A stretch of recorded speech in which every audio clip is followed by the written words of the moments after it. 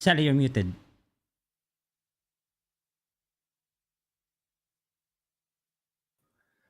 I was muted. Wow.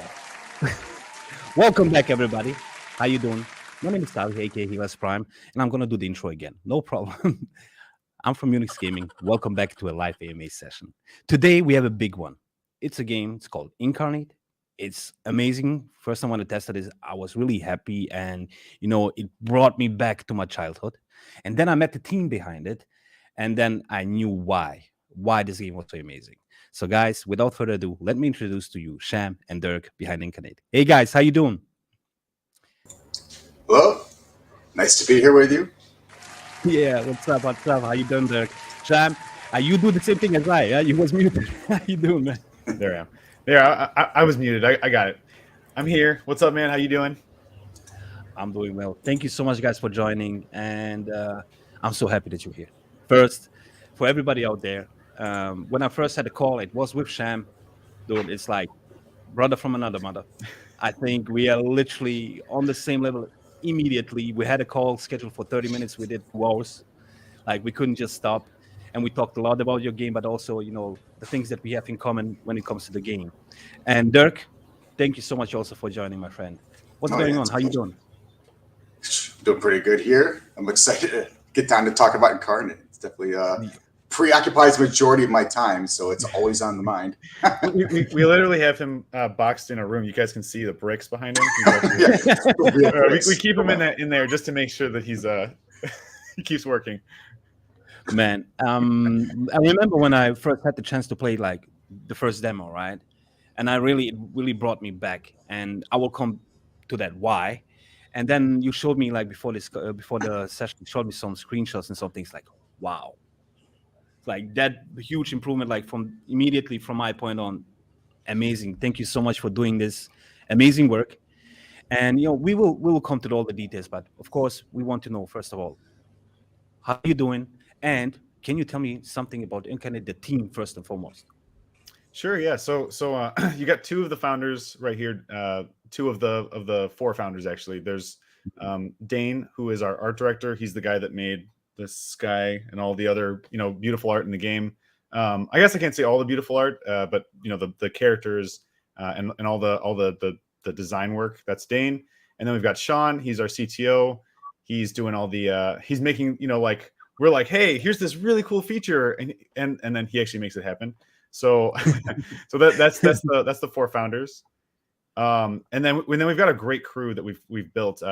We have Kyla, who has been is kind of like I would say our gameplay engineer. She's amazing. She's incredible. Like came from she started maybe a year and a half ago or something, but she's really just I don't know, brilliant. She learns things faster than maybe anyone else that I've ever met.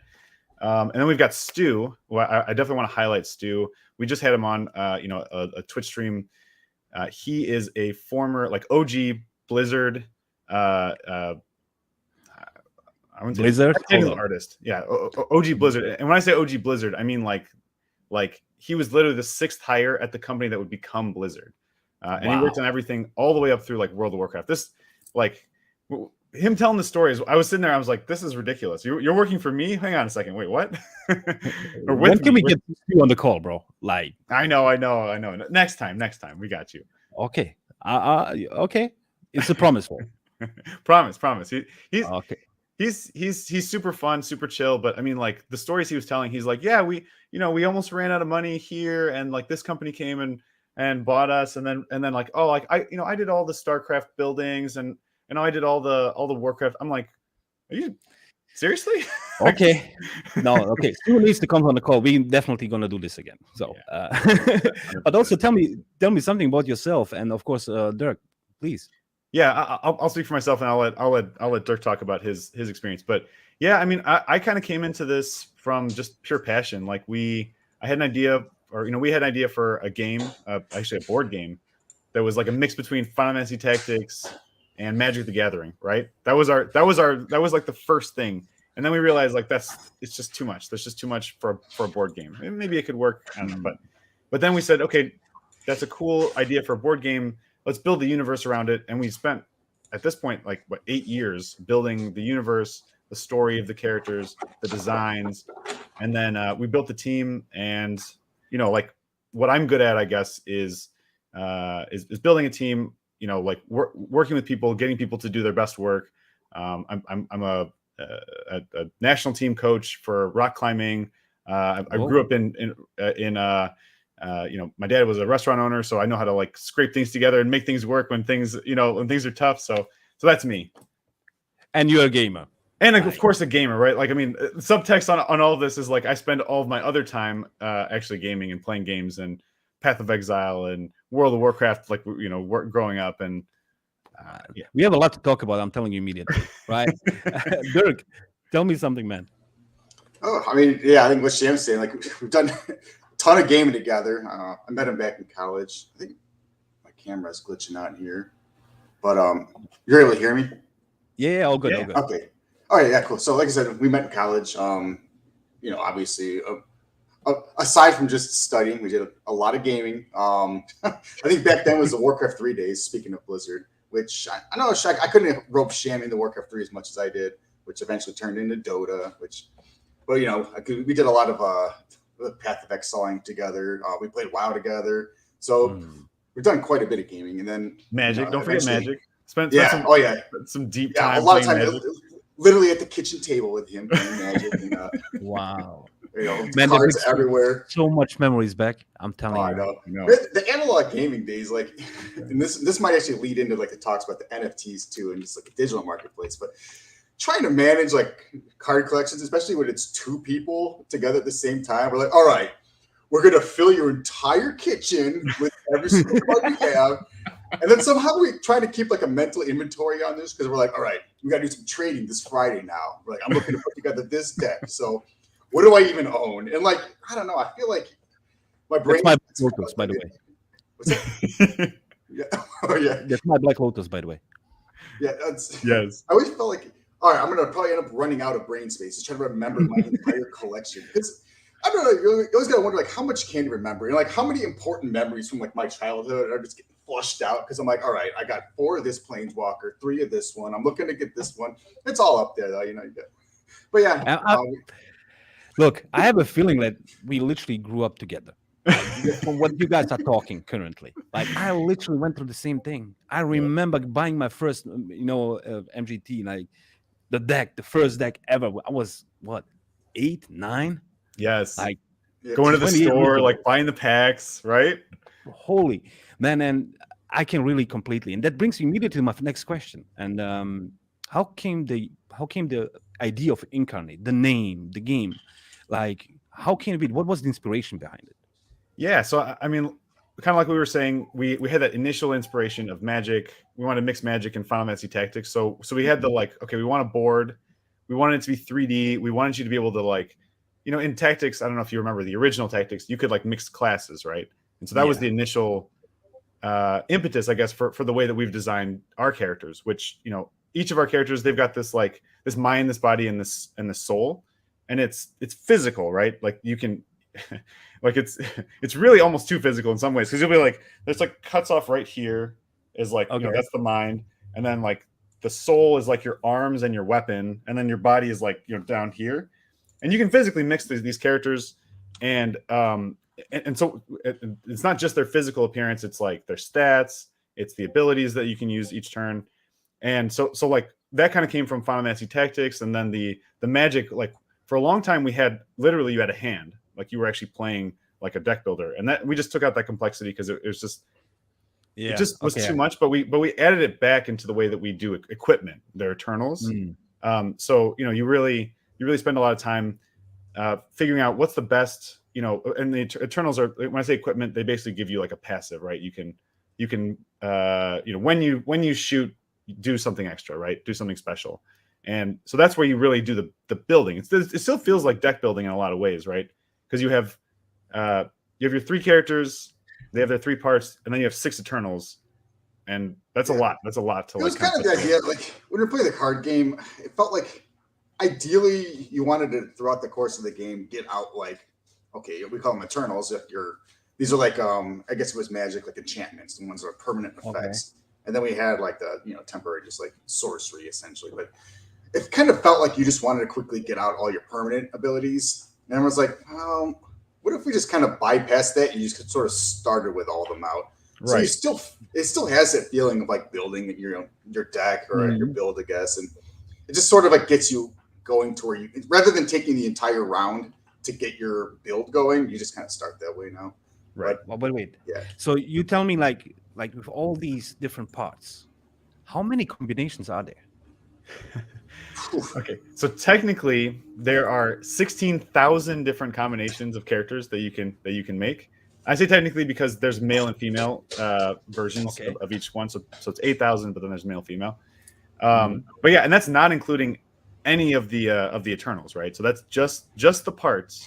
There's 16,000 different character combinations, and they all look different, right?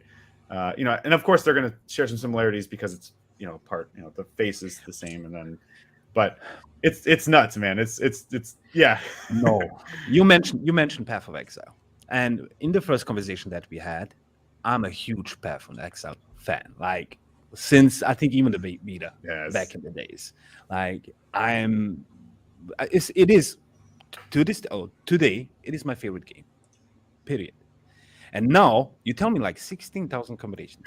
Hold on, how many like viable builds are there in Path of Exile? It's a lot, guys. We're talking also there in the thousands. Like you have like the OG builds and so on. Yes, like the most overpowered, but you have still builds that are viable and you can do almost all content with it. Yep. So you telling me like this is like in kind of way comparable to Path of Exile when it comes to diversity in building?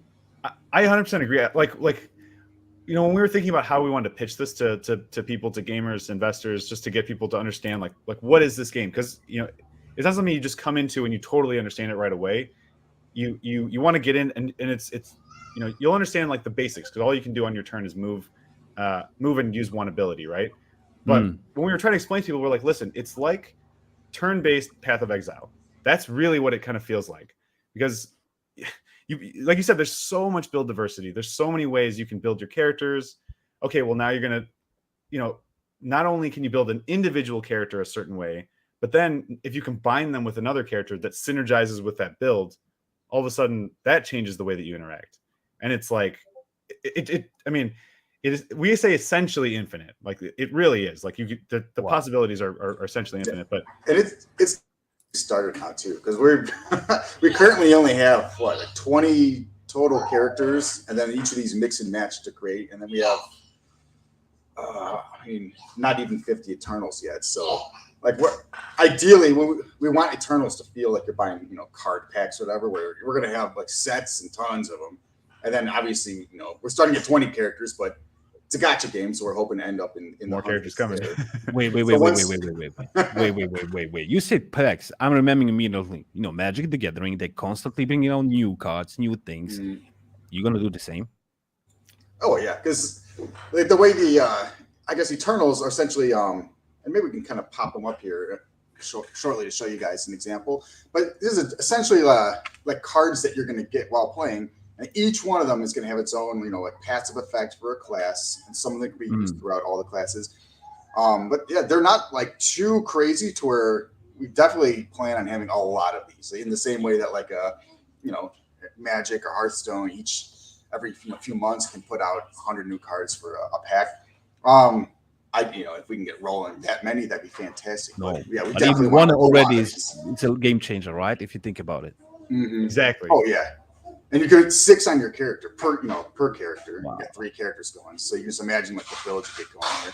And yeah, we definitely want lots of these, and I could see there being, no limit. There's already like so many more, like millions of ideas that we can get implemented now. I have a ton, by the way.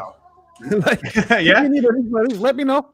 I immediately a ton. But before you show and explain, it's a question that is actually connected to this as well. So basically, all these parts and all the internals, like, are they all NFTs?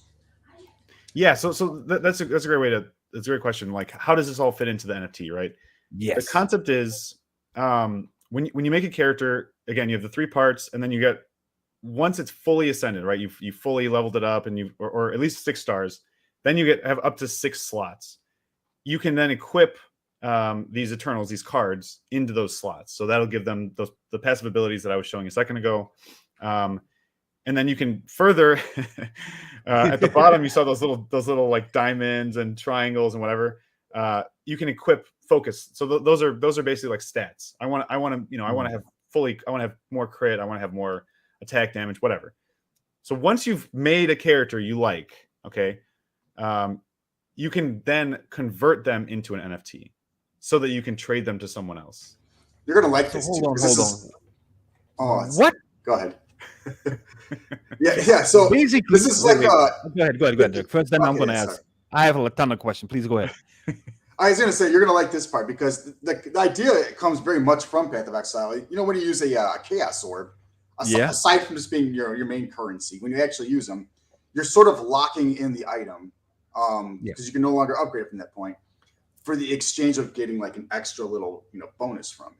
And that's kind of the idea of the NFTs. It's not going to be as harsh as you won't ever have a time where you're going to use one a seal to create your NFT out of your character and then just delete them. That won't happen. Okay. But you will essentially no corruption of okay. Right. You will lock in whatever Eternals you have on your character. These will still be like upgradable stat wise, but once you lock in those Eternals, those are in the character. That's the build. Right. You can no longer switch the parts around the character. You can no longer remove those Eternals. But when you do this, you're going to gain 1 to potentially 2 extra little bonuses for your character that we're calling gifts right now. So, sorry. You're telling me now, there's over 16,000 possible combinations, if not even more. And then you're giving me the tool to create my own NFTs. Exactly. I mean, like, and I think so. I see some questions down here, and I think it's really important that we address them right away because I see people. What's the difference between this play to earn game and other NFT games? Yeah. I think the thing that really makes it like what's really important to us is like with play to earn is this concept of okay, I play the game and then it becomes like my job. Like I'm in a digital factory. I want to exit, right? I want to make enough money or currency or whatever. And I want to sell it to someone else, right? And I want to get out.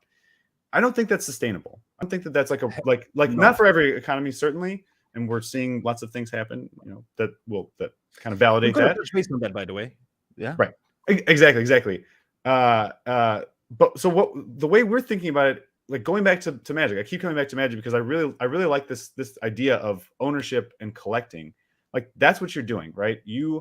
We're just giving you the ability to take what you've built, all the time you spent, all the work you did to make your build awesome and badass and cool and different and whatever, and turn that into something that you now own, right? You can now, if you want to hold it and you want to use it for your account and you want to make you want to make your runs more efficient or whatever, you can do that. If you want to sell it to someone to get currency so you can whatever, just to have money, you can do that.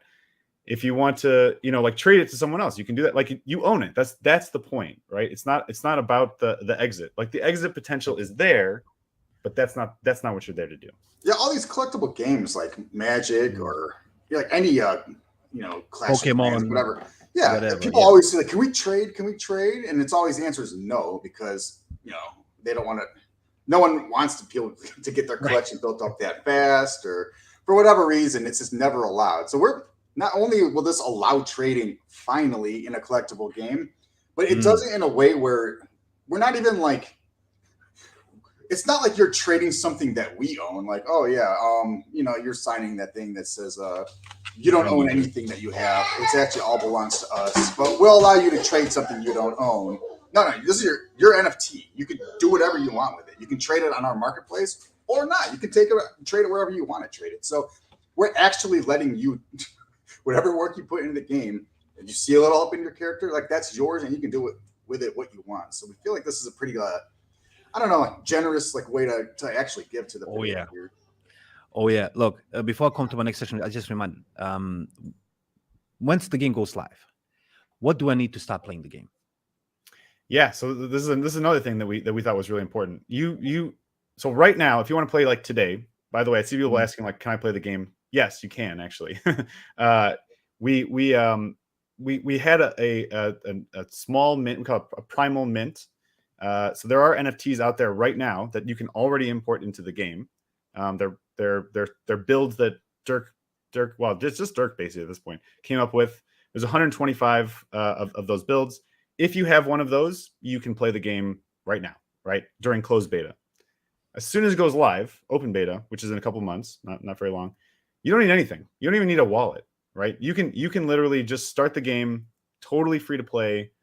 Just make an account. You start playing. You'll get a small army of characters going, and then we're going to keep incentivizing you. Like, hey, maybe you should turn one of these into an NFT. Like maybe you could sell it. Maybe you could just get the gifts, right? The bonuses that you get from using that. And that's going to allow a lot of people that would never have gotten into NFTs, even considered Web3, to come in, which is good for everybody, right? The more people that are playing the game, the more places you have to sell, to trade. You just want a big community, right? Like you guys at Unix, of course, understand this, right? You want so that's kind of our theory is like you start with free to play, and then you just give people incentives, like try Web3, like if or never do it. And that's fine, as you're still a part of the PvP community, the PvE community, the social community. Then we're good with that too, And you'll earn the I guess the components you need to seal your characters into an NFT. You'll earn those like through gameplay entirely. So you don't have to actually ever buy anything. I guess outside. The only thing you'd have to do is connect a wallet just to have your NFT somewhere. You actually get your NFT. But yeah, if you're not like into the whole Web3 thing, like we make it, I guess, as painless as possible in that sense. And if you don't want to even do that much, you don't actually even have to ever make an NFT. The worst you're going to do is lose out on some stats, which end game, if you're pushing to be the best, you are missing those stats, but you're not going to. Right, exactly. Yeah. Like and don't worry, like there's 100 different gifts to get. Like you're gonna want the right ones for your build too. That's the like just like I said, the chaos orbs. That's gonna be the real end game, bro. Minus the fact you won't be deleting your character ever. But look, if Mirko is watching this, or when he watched the video later on and so on, I'm taking 2 weeks off as soon as the game launches. That's just so you know. I did that a long time. I think everybody did that who's a gamer, right? Who really had passion and loved the game. Dude, whenever World of Warcraft expansion came out, weeks vacation, I'm out sick, whatever, right? Look, this is the passion. And now that brings you mentioned a lot of things. And first, it doesn't feel like a play to earn. It feels play and earn, right? Play is the emphasis. The game is the major or the center point of everything. And the earn part should be the cherry on the top if you choose so. If you don't like cherry, leave it out. It's okay. It's up to you, right? Yeah. And that's one thing. And the second thing, not only the game that reminds me of my childhood, Final Fantasy Tactics, huge fan. Like, I grinded out of the game. I got Cloud. I got Beowulf. I even did a run where I came out, started, and then the first 3 zones that you have, I went there to get level 99 before I even started to move on. So I did all of that. And I'm telling you right now, there's so many traditional gamers, old school gamers, even the new age who's getting into the old school games, that this game can be the entry to the Web3. Right? I wholeheartedly agree with that. Yeah, no, I think, and I've seen a lot of people talk about, like, is this game going to stick around for a long time? Is this going to be, like what's going to make this be not like some of the other NFT games that have maybe fizzled out?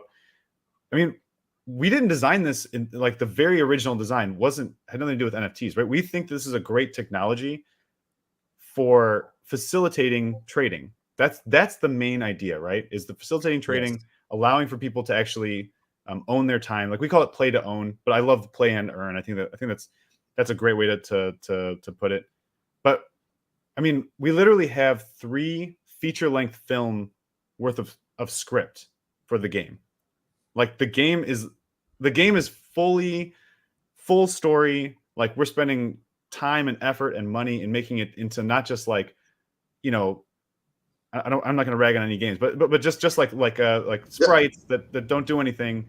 It's big story. You know what I mean? Yeah, we want this to feel like a complete single player experience that you're essentially getting for free. If you just want to go in as a free to play player, like I'm fairly confident you'll enjoy yourself as you would like playing Final Fantasy Tactics or Fire Emblem or any other single player tactics game.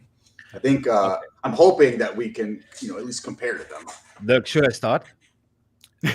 I mentioned it already to Sham in the call, right? Brigandine. I don't know how you pronounce it. Yes, Brigandine. Brigandine. Or Brigandine? I mean, I don't know how it's pronounced, but it sounds right. Yeah. Vanguard Bandits, Vandal Hearts, Fire Emblem. I can go on and on and on. Yep. I went through all of them. Like huge fan. Like, and this is the genre that literally, like, it's one of the games that marked my childhood as a gamer. Literally, it's Final Fantasy Tactics. That is it. Yep. So now it's free to play. It will become free to play, so to say, right? You told me you will have a completely campaign, a story behind it, which a lot of the current games in this space doesn't have. Mhm. They feel dry. They feel only, okay, they're not made by gamers, in my personal opinion. They feel they're made by businessmen, right, who see this as a small niche. Okay, now we can do some money, has some money, whatever. Yeah. And then, they first thought about the economics, about the money. This is a question that I also need to ask you. So when you thought about your tokenomics, your economy in the game, what was your approach? Yeah, so that's a good question. I see someone asking about what the token is going to be called. The token will be called Fate, which I think, by the way, is a badass token. Oh yeah, a badass token yeah. name. So yeah, it's called Fate. Our the main character of the story, as you go through the storyline, the character is called a Fateless. I don't want to give away too much. You guys have to go and play. Please don't spoil. I won't. No spoilers. No spoilers. Yeah, so it's called Fate. When we were thinking about the tokenomics, we said, okay, what are we doing? What is the token going to be for? Right? We have a two token system. We have the creator seal that we mentioned earlier, which is how you turn the characters into NFTs. NFTs, exactly. Mm-hmm. And then we have the Fate, right, as the governance and also utility token. And we thought to ourselves, okay, what is this? What, again, same thing with NFT technology. What is this technology good for? And what it is it's good for two things that we think are really interesting right now. One is governance, and we're all about transparency. And I mean, if you go to our Discord, you should definitely check out our Discord, by the way.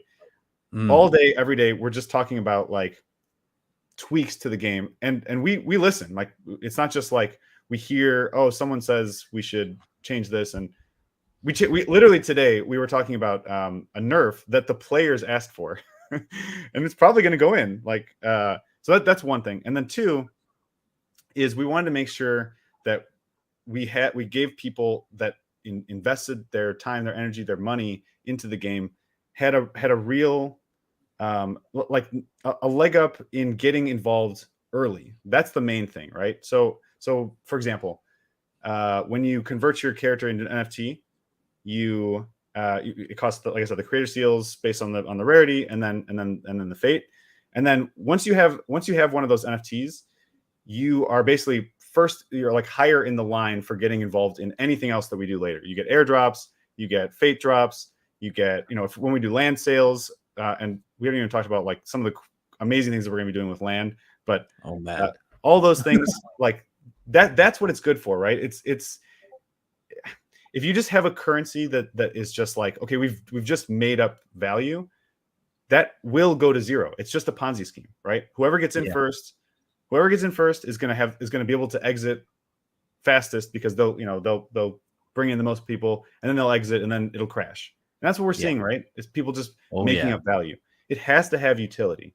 It's all like, if there's no utility to both the tokens and the NFT, I promise you, any of these things that you're checking out, they're going to go to, I don't want to say zero, but they will drop.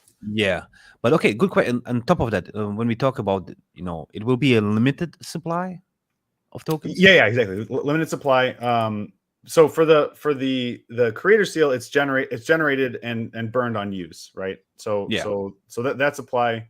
And what we've done to kind of limit that is there's two stages to the. So let's talk about the creator seal for a second. For the creator seal, as you're going through the game, you'll do quests. You have missions that will get you these in-game currencies called key fragments, and those things you convert into an on-chain. We're on Polygon, by the way. An on-chain. Another question. That was my favorite.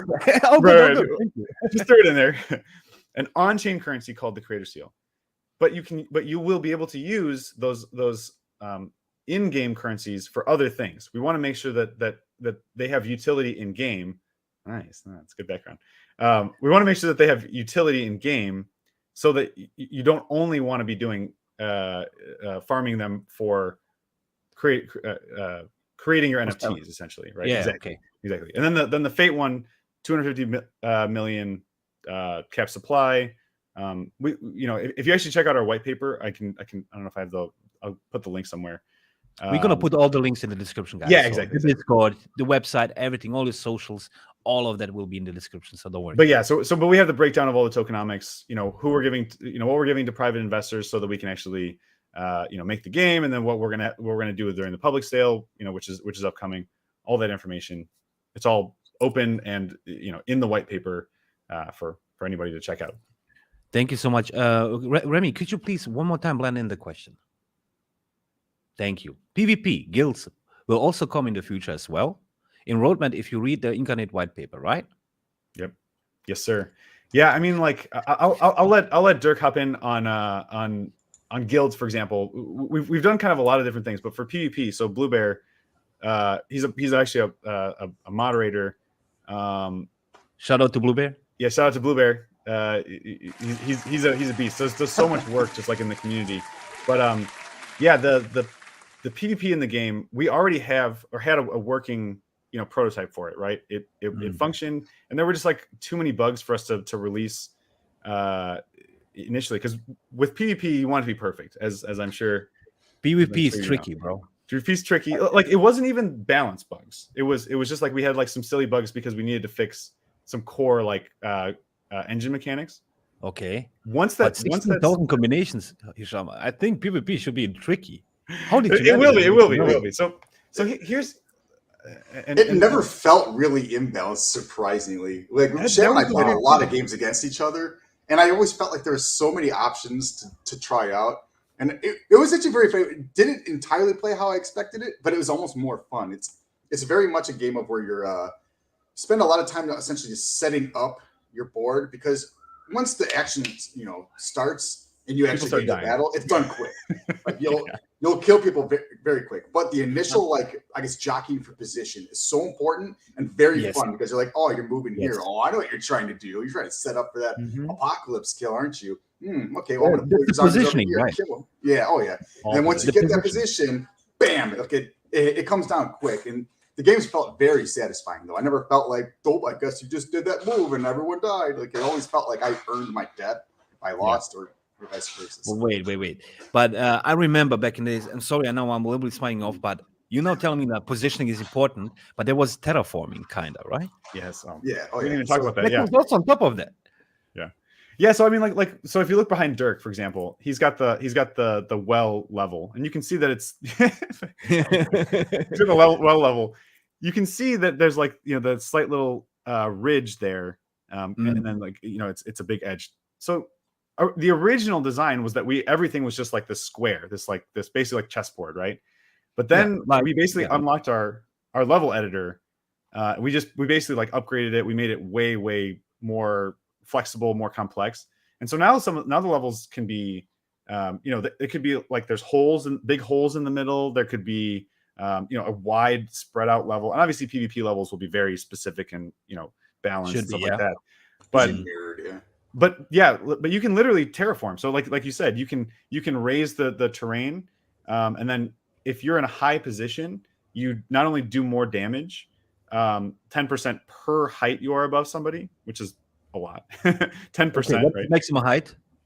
There is a maximum height. We have a maximum height and depth. 16 spaces high. Yeah. It just got weird. We tried it originally with no maximum. It just you could be at most you could be 15 spaces above someone, and I can hit him. And then you can hit them. Yeah. It's ridiculous. Okay. I'm already. Okay. Right. Well, but so because what happens is you think like, okay, I've made the most overpowered build ever. There's no way anyone can beat me, right? And then you go in and you look at, and they have something completely different, right? You went all zombies. Okay, let's say you went a whole zombie build for 20 zombies all the time. And they have your soul. And then the other person went, I went an Aijitsu build where whenever I kill one of your zombies, I get stronger. So you're like, oh shit, this was like Like Two- this is like next level meta, you know? Like whoa. Hey man, I really want to play it. Like I really like do it, I'm man. telling you, Anytime you're ready. I really want to play it. I mean, look, I want to touch base also on things like, there's first of all in this space currently, in my personal opinion, the name or the title of a triple A title is thrown too much out, right? People need to know what triple A means. Guys, go check it out. There's a definition. Each A has a meaning behind it, and so on. Yep. Right. But then these triple A titles, they don't deliver, not even close. So right now, what you told me, and I think if I dig deeper, I can find even out more. I think I have a feeling I'm just scratching the surface. Sounds like my game. To be honest. Yes. Let's go. Because- Yeah. Head on. Bro, and I'm telling you, me personally, like when I first saw it, and now talking to you guys, man, I really want to play it. Like it brings, I have chills. No joke. Good, man. No joke at all. There's another thing I want to, I guess, touching on clans and Yeah. PvP. So we were talking about live PvP, which, like I said, for now it's going to be kind of backburnered until we get the rest of the game working first, because it was kind of difficult to try to add in a new feature, fix it for the game, and then also have to refix it for PvP every time we'd add something. So we're kind of like, well, let's do the Let's live focus, PvP make sure once the everything game is is right. done.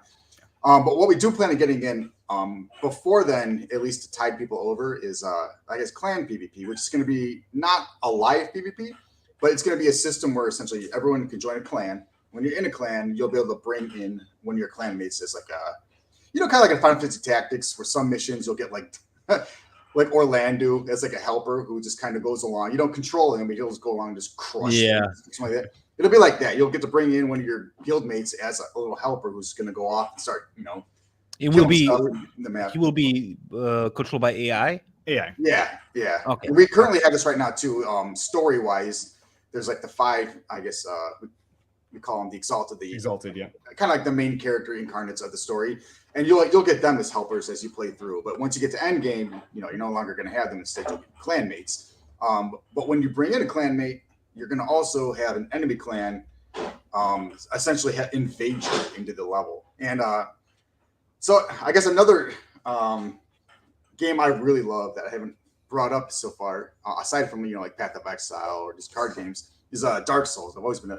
I love that series, and Dark Souls Invasions has been like Invasion, man, baby. I don't know, just like making the funniest troll builds and invading people and somehow killing people. Like it's I don't know, I love that. So we definitely plan on getting in a system where you'll get invaded essentially by AI controlled player incarnates. Like their clan will, in the same way you're bringing in a helper, they're gonna invade you with like someone to try to kill you, to try to offset the balance if you're bringing in that helper.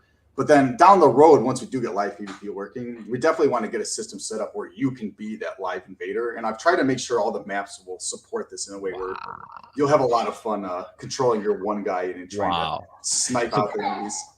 Guys, you really want me to stop playing everything else, because I will have so many options to do in Incarnate itself. Now, I had just a minute. Did you ever thought about PvP mode? Remember, and let's take chess, right? Yeah. As another chess. Back in the days, people were playing chess through ladders, right? Do you think about PvP mode for people who cannot play every day immediately for 3 hours, but where you can have a mode like that where you do a move and it can be something separate, right? And whoever you play against, he does a move, and actually that match maybe can take 7 days, for example, right? Depending on how fast. Yeah, I mean, well, so because what Dirk was talking about, the asynchronous PvP where you attack someone's like stronghold will be kind of like that, right? It won't be like I pen and paper you, or you take a move, then later on that day I take a move, but it will be like, okay, I've set up my defenses this way, and you can attack me while I'm offline, right? Oh, okay, amazing. Right? Async PvP, and I think that's going to be really huge for a lot of people, because and this is, again, a lot of this stuff is roadmap stuff, right? This is or the stronghold thing is roadmap stuff right now. But we're going to open up our level builder to players, right? So that's what people will be. That's their stronghold. That's going to be your, like maybe you could just remake this level. It'd be a weird level to remake, the one behind Dirk, but you could. Sorry. Is there any hero skin and weapon skin for this game since it is chess game like Clash Royale? It is not Clash Royale though. It maybe has some similarities. Maybe I'm speaking wrong, guys. Yes.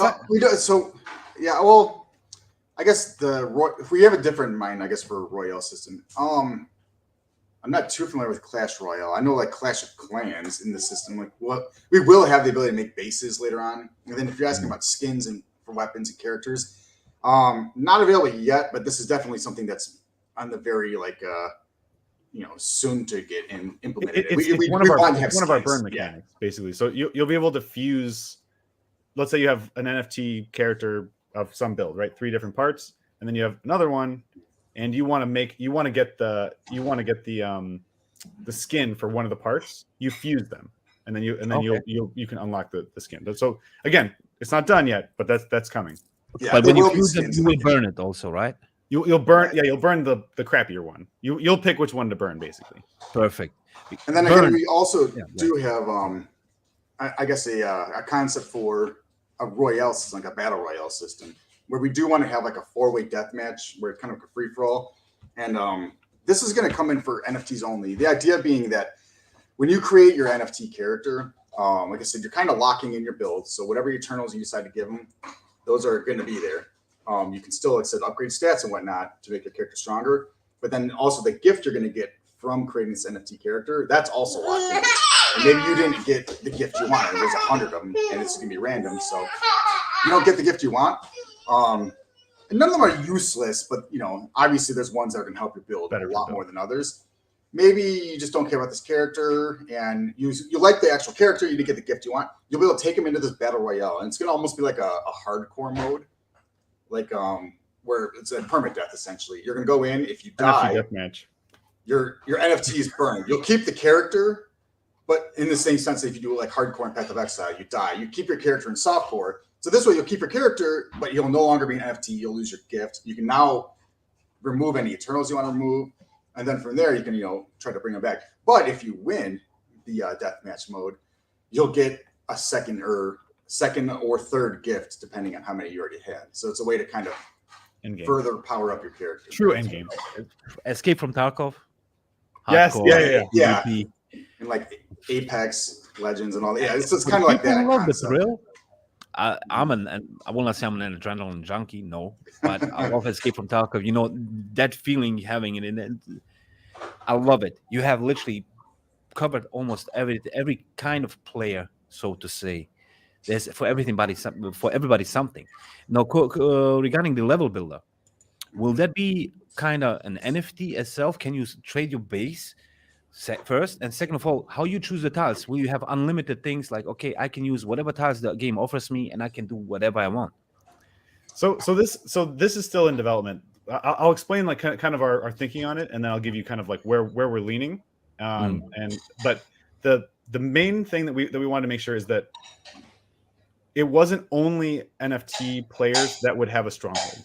I think it's important that because remember we talked about it. You can come in for free, you can play the game.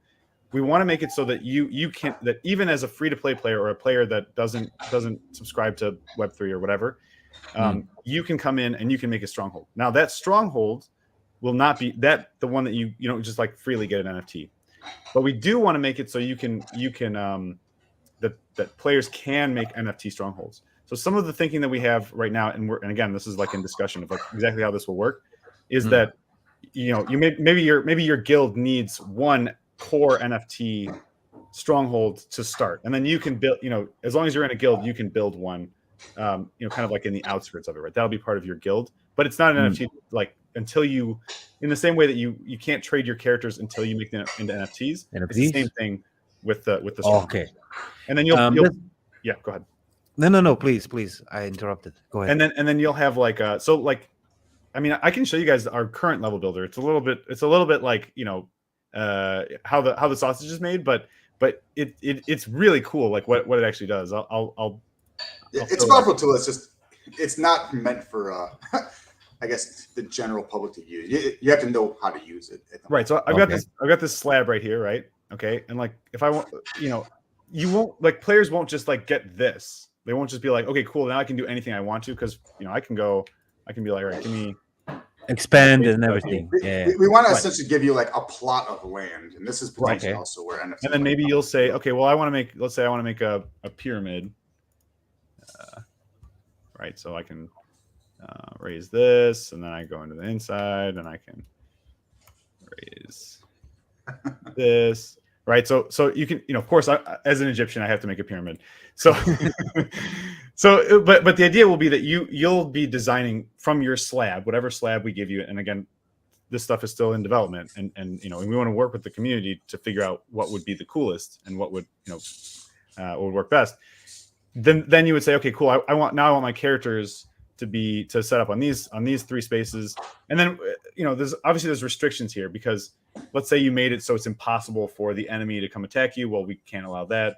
So there's like a lot of things that are kind of coming, but it wouldn't just be the Boreas level. You could do it with the Tethys level, or you could do it with the Earth level, or you could do it with and then here I actually want to mix the 2 levels, so I'm gonna go and I'm gonna add some Boreas pieces, so you can really you'll just get Sky's this the limit. part's gonna be crazy.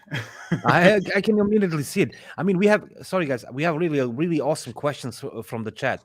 Yes. I have one that I saved from my end first. Okay. Will there be a weather feature for the battlefield? Like, for example, rain, if you're in water, if you have let's say electric ability, like something doesn't do more damage, these kind of combos. Yeah, so yes, there is weather at the moment. Currently, I guess it's just visual. But it really doesn't affect anything. That is something that once we do have the level or the stronghold builder for players to use, we want everything to kind of matter, to have a little passive effects. In the same way that you're building your character, each little Eternals gives you different passives. We kind of want your level to do that. So the tile set you use, right. So if you're on Earth, and then the weather you apply, even the skybox, we want this to all be something that you can pick, and it has an effect on your map. Right. So that is definitely something that will make it it's not in the actual game. It's just decoration, but when you're building your stronghold, everything you're picking will matter. It'll grant your army or whatever some kind of bonus on it. And then anyone who attacks you will have to navigate that. There was another question, and I think that Chris already answered it, as I can see in the chat. It's like, is it for mobile as well? And he mentioned it's currently PC only, but do you have plans to bring it to mobile, maybe to consoles in the future? 100%. Yeah. So it's PC Mac right now. You can it's a native executable.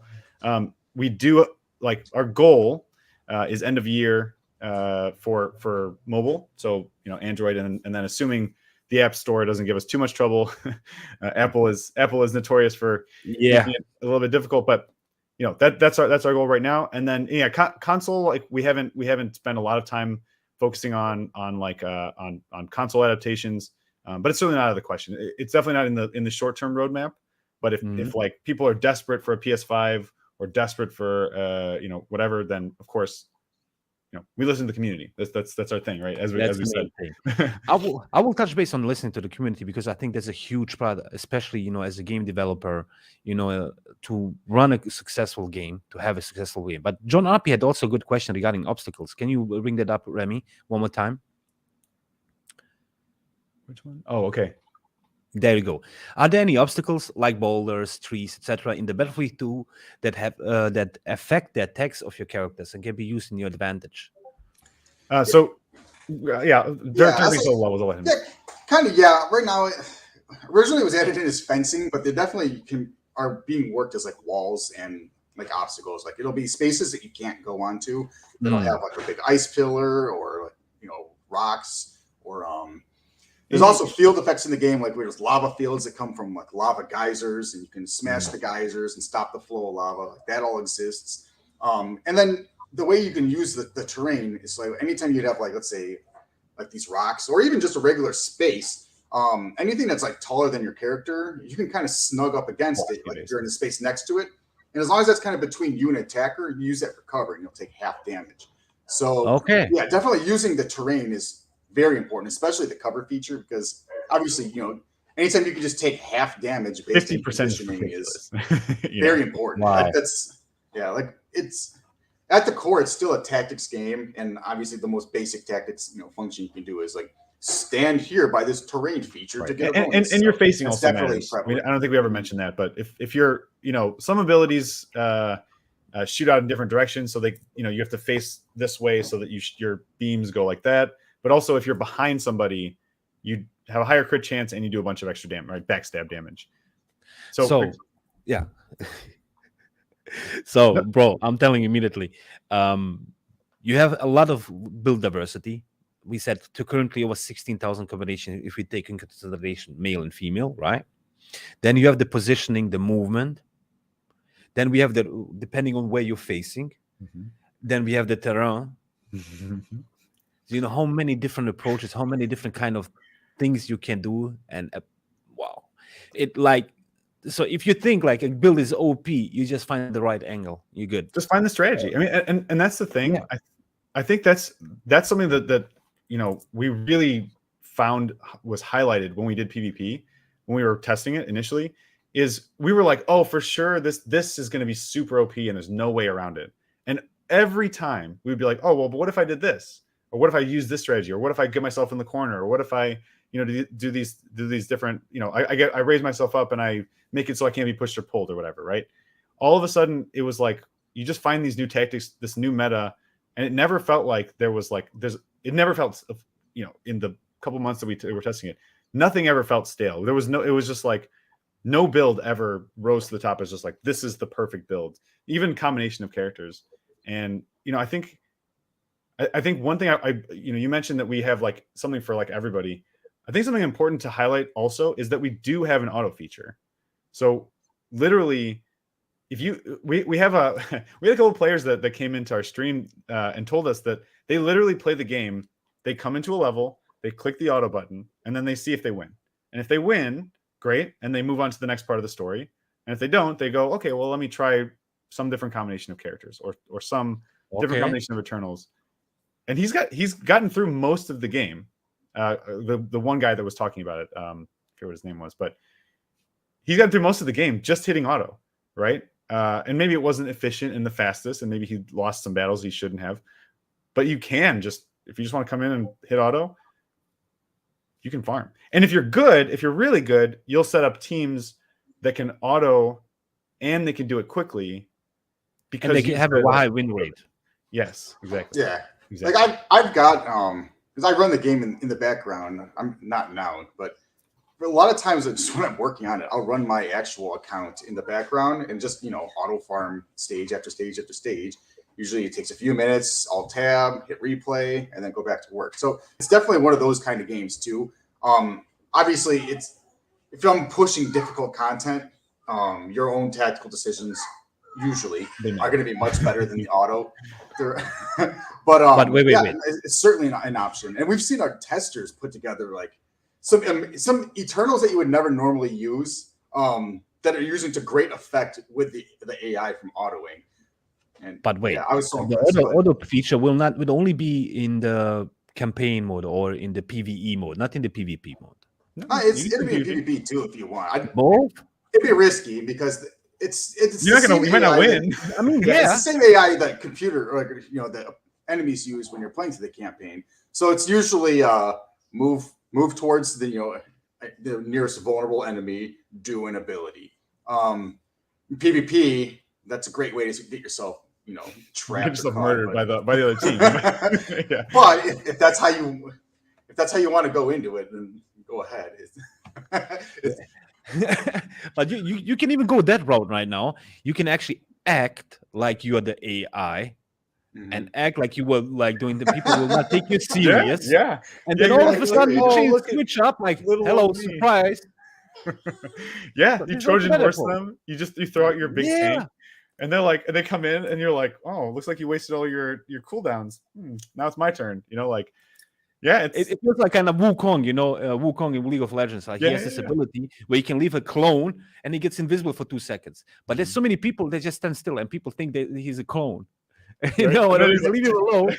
I love those kind of things, like the trickery. And we have, do we have clones in our game too? Clones are some of my favorite. we have a lot of just like crazy stuff. I guess the design philosophy we're trying to have in this is we kind of want you to feel like you're cheating, like at all times with anything, because people will be like, God, these zombie builds are just absolutely ridiculous. Is this even fair? Does this have to get nerfed? I'm like, I don't know. I don't think they're that good. Like, try out some of the other stuff, and then they'll try out clones, and they're like, what is going on here? I get to just have like 100 clones on the screen that can all like counterattack, and like, yeah, but you know, you can also AoE them, and that can backfire on you too. So there seems to be counters for just about everything, but we definitely end game. We want you to feel like your character's pretty busted, and you get 3 of them. Right. Wow. Man, I have so many guys. I think if we continue, we're gonna do 3 hours. Like, but I have still a few questions that I really want to ask you. First, I want to do a shout out to whoever did the art, and was Dane, right? Dane, yeah. We'll bring him in next time, as I said. Huge fan. Yeah. Everything in there that I love. I mean, I can't wait also for the story, for everything. You said like how many? 3 hours? No, 3 feature-length films worth of script written by this guy Joshua Rubin, who is former lead writer at Telltale Games. If you're familiar with Telltale Games, yeah, again, yeah.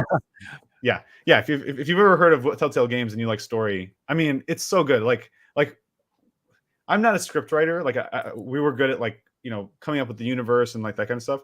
When he came with the script, I was like, I'm a terrible writer. Like that's what I felt like when I read this. I'm like, this is so good. Like all the themes that they brought, the character progression, some of the events that are coming in the hard and insane difficulty. So just so you guys know, right now we have the normal story, and it's basically repeated for hard and insane. Once the full story goes in, they're 3 fully different campaigns. Like they're totally different.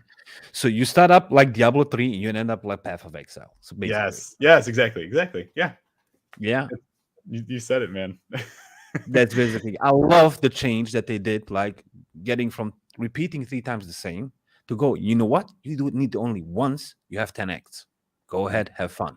Yeah, that's basically it. Amazing. Love that, man. I need to ask you guys, what are the biggest challenges you faced so far during your journey in creating this game? I mean, for me, I think the biggest challenge was really finding exactly how we wanted to distill all of these ideas into a game, right? So, I mean, as you can probably see, we have 1 or 2. We like to go back and forth on. What about this and what about this? What about this? In the same way that it seems like you do. But it was really so. Like I said, our first idea was just too complex. Like it just was too many things coming together. And then we kept refining it, and that was the hardest process, right? That took a while. But once we found this hero collector, and we found this vision of a game that was like, I don't know, it took all of the elements together, but simplified it so that like my daughter, I've had her come in and complete. She's 6, because all you can do on your turn is move once and use 1 ability, right? So it's simple enough that anybody can play it. Anybody can realistically play it, but then deep enough that it would scratch all those itches that we had, right? We wanted the Path of Exile. We wanted the Magic the Gathering.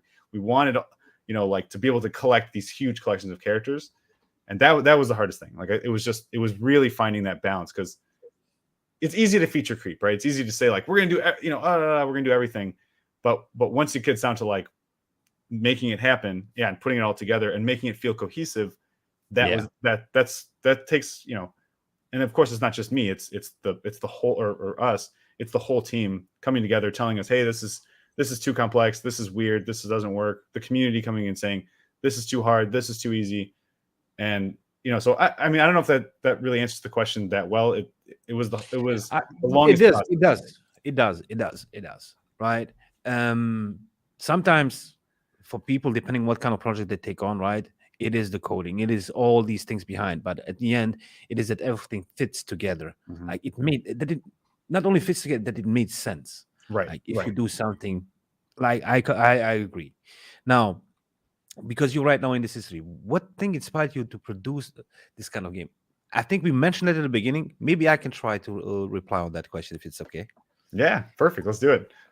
It was Final Fantasy Tactics meets Magic the Gathering. Yeah, did I miss something? No, that was the big inspiration. That was the Yeah. inspiration, right? Because originally we started out even with classes like that, like Knight, Thief, and then it started to turn into like, well, what if you can mix and match the classes? You should see, And you then- guys should see some of the old like I did the original drawings, and I can draw, but definitely not, you know, like I want to Dane. see it. I'll bring them Send it to sometime. me. They're pretty Okay. ridiculous. I want to see it, man. Because this is the thing. Create a photo of it, make an NFT of it. Trust me.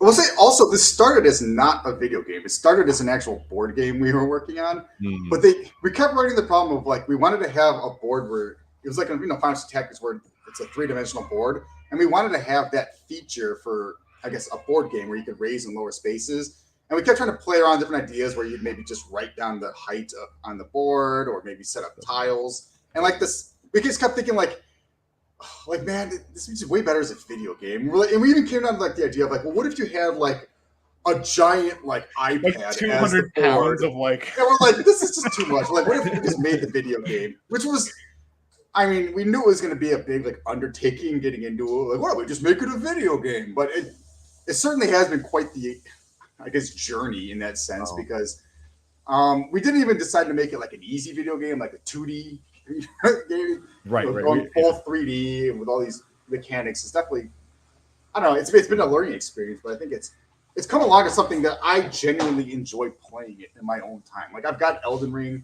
I played through that, but I find myself more. I still didn't do. I got the itch to play Incarnate over Elden Ring most of the time. Wow. So Wow. we'll see. Wow. Yeah. I know. So this is funny. So we were having a discussion about how we're going to implement the shop and making sure that the shop is done right, because you know you can buy energy and like these other hero collectors, you know, if you want to. And Dirk was like, this is Dirk. Dirk is like, as soon as it goes live, I'm gonna buy $50 worth of energy so I can. I'm like, dude. Yeah. But I get that. Like it's you know, I feel you. Yeah. I think I'm going to do the same though. Like from everything that you guys told me, like from like all the nuances, all the details, from the artwork, from the, you know, you see the passion, guys, behind it that you put in, right? It isn't, like I said, it is just not the thing like, okay, I want to make money with. No, we want to create a game. We want to create something that lasts, that people will talk about, like we are talking about Path of Exile. Yeah. Final Fantasy Tactics that came out in the 90s for everybody. Path of Exile, it's a huge inspiration, not just like the actual gameplay, but the fact that like that game is completely free, like at any time. Yes. For the last like decade, pretty much, I've been able to be like, man, I kind of have that itch. I'm just gonna jump into it. Jump in. And like, there's no cost to do it. You just install it and play, and you get this entire like massive game for free. Yes. So we've definitely trying to emulate that. Like, I want people to have that feeling where they're like, I kind of feel like playing a fun tactics game with a lot of build variety. Like, man, that Incarnate game, let's check it out and install the game, and boom, you get this massive world, like this whole campaign, everything you can do, like all these, like there's nothing blocked, you know, by having to buy anything, but you'll get all of this just for free by playing. And so we definitely want to have that. And I see someone that's been asking, like, is there what's the assurance for gamers and investors that this NFT game can last? And obviously no one can assure a game is going to last, but I would say, like, I think just the fact that it's an NFT game that has the game kind of comes first before the NFTs, I think is something that just, frankly hasn't been done yet. But B, like, just like, I want this game to last just so I can play it. Like, I've been having a blast playing it. We have so many things we want to get in, and we finally built, like, I guess the means to just pour our ideas into the game and actually make them happen now. So yeah, I don't see any like point where we'd be stopping anytime soon here. We could pump out new content like indefinitely. There's no shortage of ideas of Eternals that I have, that Sham has, and that even our community has, because everyone loves saying like, oh my God, wouldn't it be cool if we had this? I'm like, I'll read this. I'll be like, that is pretty sweet, actually. This is a pretty good idea. Look, so we've taken a lot of that from the community. Yeah, I saw a question from Adan. I will get there in a second. 1 second, Adan, I got you. But you mentioned, like, you know, a Path of Exile free-to-play game, you can jump immediately in. But think about it. That game is so good. How many people put money in? Yeah, 100%. Because first, everything they put in, bro. Yeah, exactly, right? Because again, you don't need anything. Like, you don't literally spend money. Whatever you buy is cosmetics, except, okay, maybe some stash tabs, but that's basically it. Right. You don't need that, even that. So now, if you create a game that is so good that the people love it, they will put the money in That's right. on top of that. Right? And hopefully that'll make it last too, because it'll always, like I said, Path of Exile is always there. I know you said that you just kind of recently went back to it, and it's always in the back of my mind. I keep telling myself, like, I'm all right. As soon as 2.0 is out, I'm going back to it, and I keep checking, like, is it finally out yet? Like, I want that excuse to jump back in, but it's always there. Like, I don't have to be like, all right, man, I want to check out some Path of Exile. What do I need? Oh, 7 new expansions to buy. Like, that's just not like a thing in that game. Yeah, and that's so nice to get back into something, because I think a lot of people do that these days. Like, wow, there's so many games that come out, but there's not a lot of great games that come out anymore. So I think a lot of people will check out new stuff, and then they always want to go back to their favorites. So we're hoping that, I guess, Incarnate could be someone's new favorite. That you play a little bit here, maybe you move on, you want to check out something else, but it'll always be there. It's not gonna like we're not going to all of a sudden add in a bunch of other features that are now going to, you got to buy them. Like, oh, you got to buy, 7 expansions in order to get back up to speed. So that I think you're going to become the Final Fantasy Tactics of the NFT gaming space. I'm telling you. This is my feeling. I saw from Animaux. Thank you so much for the guys. Remy, can we blend in again? Animaux, there was an amazing also comment. You're saying I think he's also from your community, right? Yeah, Animo. He's get out of here, Animo. He's coming in here. His literally his Discord name is Animo Void Watcher. Wow. So I mean, he might be a little bit biased, but to be fair, he is. You're definitely the Void Watcher master. Like that's for sure right now. He like knows everything about every build. And that's senpai. Yes, exactly. But yeah, I mean, like, I think I saw that was Delgar. Be good. I also saw a comment from Delgar. He's an alpha tester, right? Delgar 42. I've been an alpha tester since December 2020, and I'm still having a blast. That says that's a sustainment for you guys. Like, it really is. I mean, it's incredible. So like Delgar, another great community member, like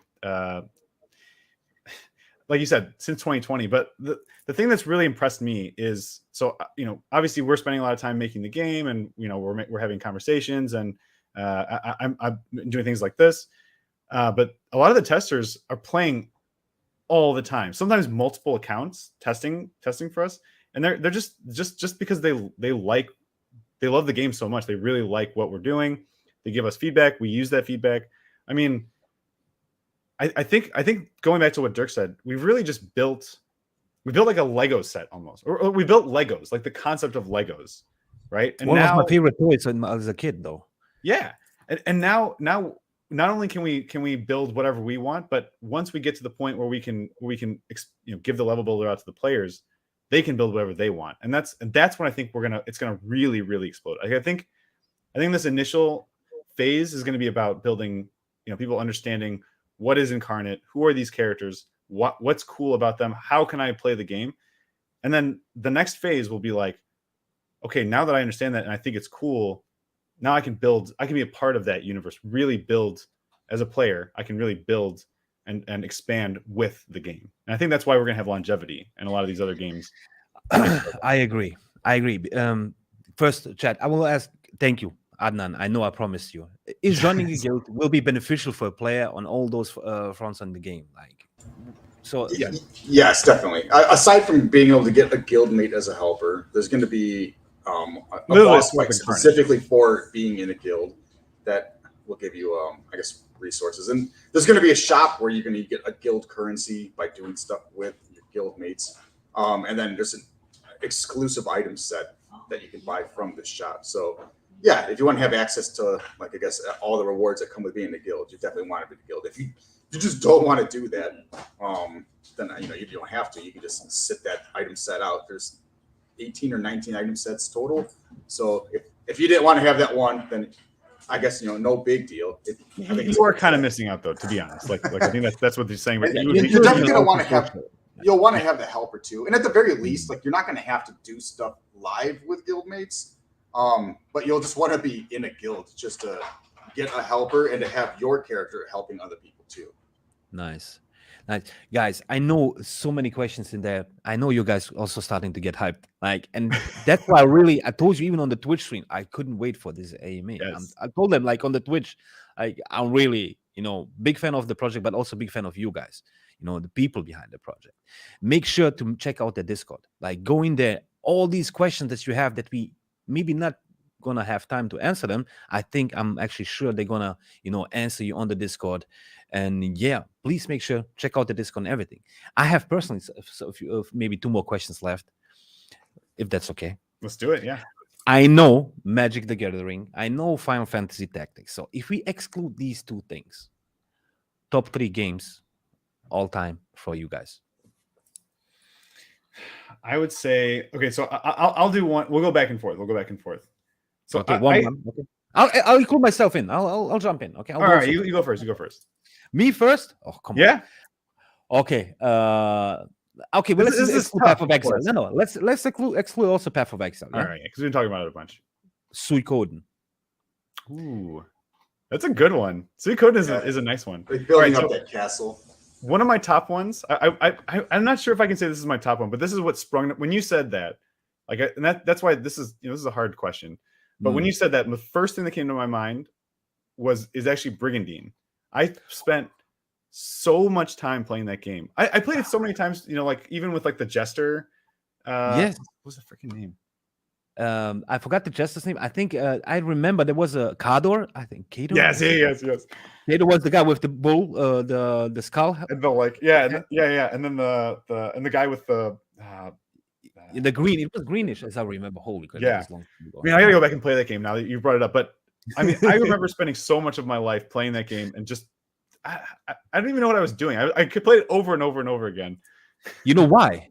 Because that game had the replayability. You could start with different characters, right? With different generals or whatever it was. Then what you did, you get different items, and also you could recruit different characters depending what you do. It had impact. So I understand why. Dirk? So I guess in the last 10 years, the majority of my gaming time has been, I'd say, Dark Souls and Destiny.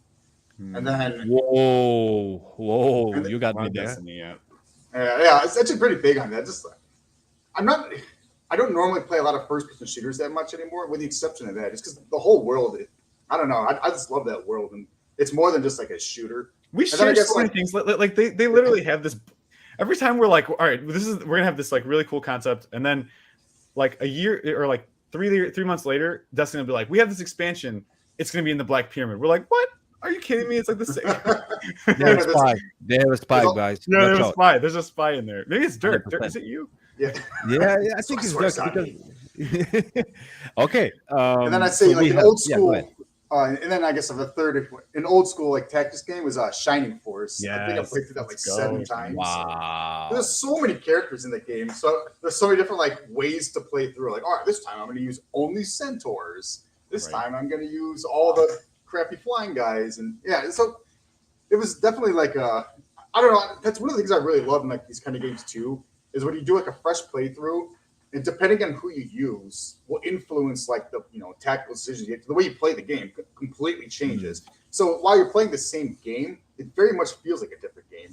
And I do say I've done a lot of in testing now in Incarnate, a lot of playthroughs now where you get different characters. Depending on who you get early on, completely changes the feel of the game, 100%. Which is kind of interesting. This last time I played through, I got a really good tank early on. And before, I'd have to try to play this game of cat and mouse, where I'm sniping guys and hiding behind cover. And this time, I can just bowl in there with this guy, vacuum everyone up together, just AOE him. I'm like, oh my goodness, this is the way to play now. You're like, what is this? Yeah, so you'll get that feeling in Incarnate. Shining Force, Destiny, and what was the third one? The first Dark one before Souls, Dark Souls. And Dark Souls. Sorry, yes. Okay. Sham, you said only one. Okay. Please then make it 2 more. So another one that kind of, it doesn't really relate, but I guess it does in some ways, is actually Smash Brothers. I played so much Smash Brothers. I mean, we both did. We played a lot of Smash Brothers, particularly Melee. So I think a lot about that game that I can relate kind of to this discussion is the practice and the the feeling of well, even if there is for the PvP, like even if there is like a character like an S tier character, right? There's always still like you still have your strategy, right? There's still your strategy and your preference and your skill. And I think that we're gonna see the kind of the same thing come through on Incarnate. And then my third one, I don't know if everybody's gonna agree with me on this one, but I love Final Fantasy VII, the original, not the remake, but so much Final Fantasy VII, man. Dirk's give me. No, bro, I'm with you on this one. Yes, so thank you. No, I'm with you with this one. So I said Suikoden because 108 characters, right? Yes. And I played also Suikoden 2. So then Final Fantasy 7, 100%. I didn't stop until I get Knights of the Round. I didn't stop until you get the Golden Chocobo. I need to get everything. Yep. Like if you play it fast through, but if you need to input, you need to input like over 100 hours to get it. Like back in the days, because there was no internet. There's no internet. You got to get to the Ruby weapon. You got to get to the Emerald weapon. You got to get. You got to mention Ruby weapon. I'm still mad at him. Doesn't matter. Like, bro. And so for me, Suikoden. Yep. Final Fantasy 7. And the third one is a tough one. Normally, I would say Path of Exile, but we're excluding this. I would go with. I don't know if you know that game. It's called Alundra. Alundra was literally the Zelda for PS1. Oh. And the cool thing about that game is it had verticality. You can even jump. It gave it a complete new different dimension. Okay. And just imagine but Zelda. PS1. That's old school, man. PS1. That's old school, bro. With jumping. Okay. Yeah. That's and it was like imagine Link to the Past, but it gave it the verticality. You also the gadget, everything. That game, like, I played it, I don't know. I played it a million times through. And I couldn't do it immediately right now again. Like, but there's of course more. I can go on and on. Brave Fencer's Musashi, Wild Arms, and all. I'm, bro. The glory days of Square, right? Glory days, not only in Square. Like, you know how they say like the best music was the music from the 90s. Yes. Like, right? Okay, do they right to say it? The best? No, I will not say no. We have today like gaming is completely different thing than comparison to music. And man, guys, I think I missed a lot of things to ask you, but I want to give you right now the chance. Like, tell the people, tell everybody, like, what did I miss? Want to mention something? Want to say anything to everybody out there? Go ahead. I guess I'll start. So I would say. The thing I want to say to the people is yeah, man. If any of these elements sound interesting to you, right? Like what we've really tried to focus on is making the game into something that you can do, like play the game how you want to. Like what Dirk was saying about who you get is going to determine the way that you play the game. Like I think a lot of that is very true early game, but late or middle and late game. The point of this NFT system and being able to trade your characters and be able to like find the builds that interest you and the things that interest you is so that you can play the game the way you want to, right? So the way that you can be like Animo and go all zombies, or you can be a full Aijutsu build and dash teleport through the level, or you can raise and lower the terrain. Like that's what we've built is like we want like a playground, like like a turn-based Path of Exile sandbox with infinite customization is what we've tried to build, and I think that we've done a really good job. So I hope you guys come check it out. Dirk? Oh, I guess yeah. It's echoing Sham saying. We definitely have a lot more coming with it. I think once you guys, for everyone who's in closed beta, I think, despite it's still beta testing, so there's a lot of features constantly coming in with some bugs get ironed out. I think we'll be hitting open beta soonish with some brand new UI, and I definitely hope that everyone wants to check that out, because I think by the time we're hitting open beta, I think relatively soon, it's going to be a very good experience. And at the very least, I will try to guarantee that you will enjoy it at least as a nice single player game. Like we're all talking about our favorite tactics games and whatnot, like or our favorite RPGs, and I want this to be like as something that people will be like, man, remember that game Incarnate? That was so sweet, like that. So I don't know. I just definitely say check it out and see if you'll get the kind of memory from it. And then I know you guys are all FF7 fanboys here, but I will say Yuna was the ultimate waifu. So Take it or leave it. That's how he ends Wow. it. All good. First of all, thank you first, chat. Everybody in there. Also, Delgar, Animo, thank you guys for dropping in. Also, asking a lot of the questions from the community and from everybody. Amazing. From my personal view, what I heard, not only before, right, when we had the chance to talk, Sham, but also during this AMA, it just made me more aware of the current situation of the NFT gaming space, right? Where we need people, we need game developers like you guys. This space needs more like you guys, people with passion, with the idea, priority on the game, right? Bringing the traditional game, merging it with this new space. Because at the end, I think there will not be only NFT gaming and traditional gaming. No, it will be one thing that is the main goal, and it will happen. And it's because of teams and awesome guys and people like you yourself and your team behind it that this is going to happen. I'm 100% sure of it. Guys, make sure to check out the Discord, their website, their social. We're going to post all of it in the description down below.